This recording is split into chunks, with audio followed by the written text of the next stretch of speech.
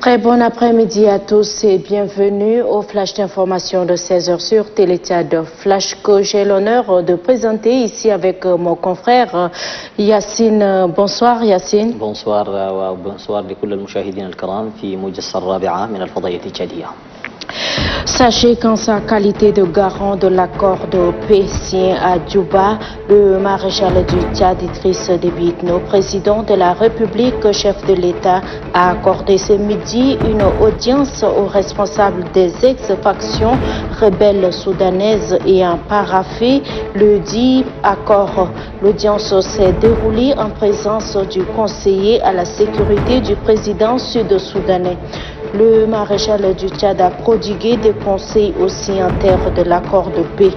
L'application des termes de l'accord peut parfois faire l'objet de frictions humaines. Interrogés à leur sortie d'audience, quelques responsables des ex-factions rebelles signataires de l'accord de Djouba ont à l'unanimité salué l'engagement du maréchal du Tchad en faveur de la paix et de la sécurité au Soudan. Et puis, juste après l'audience, le maréchal du Tchad, Idriss Déby Itno, président de la République, chef de l'État, a quitté N'Djamena cet après-midi à destination de Brazzaville, dans la capitale congolaise. Le maréchal du Tchad prend part ce mardi 27 octobre aux festivités commémorant le 80e anniversaire de l'appel historique du général de Gaulle à refuser la défaite contre le nazisme.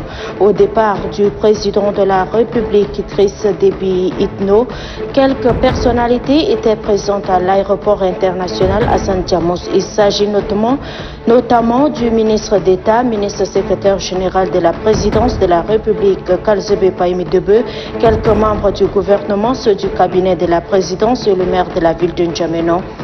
À la ceinture, la directrice générale adjointe de la communication, Aïcha Khalil Bilal. Ensuite, le ministre de la Justice chargé des droits humains, de concert avec le projet d'appui à la justice au Tchad, phase 2, forme 65 cadres de l'administration pénitentiaire issus de toutes les provinces. Cette formation de renforcement de capacités techniques et professionnelles sur les notions de réinsertion sociale et accompagnement psychosocial intra- et post-carcéral va permettre aux participants de mener à bien leur mission. Pour le directeur général du ministère de la Justice, cette formation vient parachever le dispositif de réinsertion sociale, l'une des priorités des plus hautes autorités. Dr Youssouf Ali Mohamed exhorte par ailleurs les bénéficiaires à une participation active afin de tirer profit de ces importants enseignements.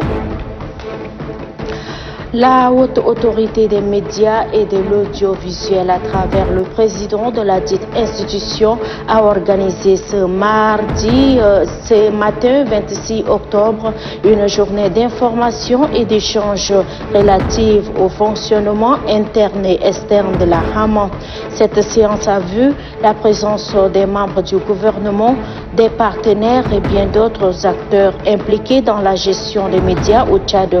Une opportunité pour le président Dieudonné Dionabay de situer l'objectif, le fonctionnement et le pouvoir de régulation de la Haman. Pour le ministre de la Communication, porte-parole du gouvernement, Chérif Mamadzen, les journalistes sont tenus de respecter les lois en vigueur dans notre pays, lesquelles sont relatives aux postes de responsabilité dans les organes de presse à travers notre pays. Cette journée, faut-il le souligner, a fait l'objet également des questions-réponses pouvant édifier les participants.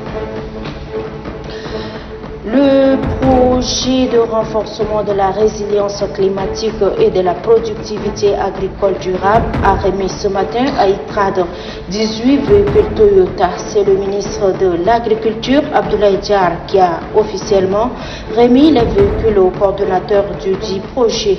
C'est un don de la Banque mondiale et la cérémonie s'est déroulée en présence du représentant de la Banque mondiale au Tchad.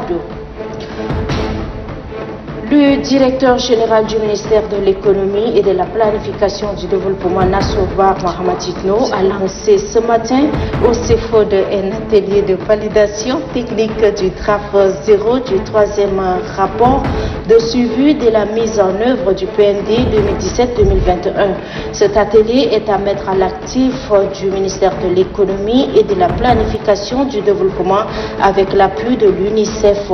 Cet atelier de 5 jours permettra aux points focaux d'évaluer et de valider le document soumis à leur appréciation en vue de sa validation. Voilà, c'est tout pour ce tranche en français. Tout de suite, vous allez suivre en arabe avec mon confrère Yassine. المشاهدين الكرام، أهلا بكم ثانية في موجز الرابعة من الفضائية التشادية. بصفته ضامن لاتفاقية السلام الموقعة بمدينة جوبا عاصمة جنوب السودان، فقد استقبل صباح اليوم المشير إدريس ديبي إتنو رئيس الجمهورية وفودا سودانية من الحركات الموقعة على اتفاقية السلام بحضور المستشار الأمني للرئيس السوداني. وأثنى رئيس الجمهورية المشير إدريس ديبي إتنو على الفرطاء السودانيين باختيار السلام كمسار وخيار ديمقراطي للتنمية في السودان والعالم أجمع. غادر ظهر اليوم مشير تشاد رئيس الجمهورية إدريس ديبي إتنو العاصمة نجمينا متوجها إلى برازافيل عاصمة الكونغو حيث يشارك مشير تشاد يوم غد الثلاثاء في احتفالات الذكرى 80 لدعوة الجنرال ديغول التاريخية لرفض الهزيمة ضد النازية.